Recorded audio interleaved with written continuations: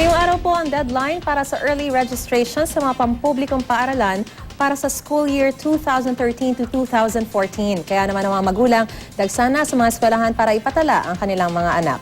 May ulat on the spot si Claire Delfin. Claire! Maris, alas 7 ng umaga kanina nang sabay-sabay buksan ng lahat ng pampublikong elementary schools sa bansa ang early registration para sa mga batang papasok ng kinder at grade 1 sa Hunyo ngayong taon. Gayon din yung mga may edad 5 hanggang 18 taong gulang na out of school youth or children o di kaya ay may kapansanan. Walang tigil ang dating ng mga magulang kasama ang kanilang mga anak sa Pasig City Central Elementary School. Isa ito sa mga pinakamalaking pampublikong eskwelahang pang-elementarya sa bansa.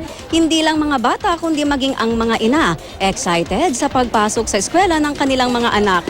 Compulsory na kasi ang pagpasok sa mga batang edad 5 sa kindergarten. Pakay ng early registration na magkaroon ng projection kung ilang bata ang papasok sa kinder, grade 1, special education at kung ilan din ang out of school youth o children na babalik sa formal school sa susunod na school year. Sa ganitong paraan ay mapaghandaan ng DepEd at ng mga eskwelahan ang mga pangangailangan ng mga bagong batang papasok sa eskwela.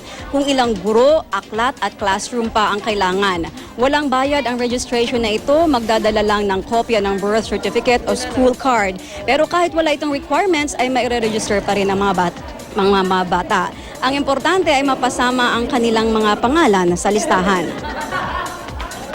No child left out. Lahat ng bata, out of school children, out of school youth, kailangan na sa loob ng paaralan.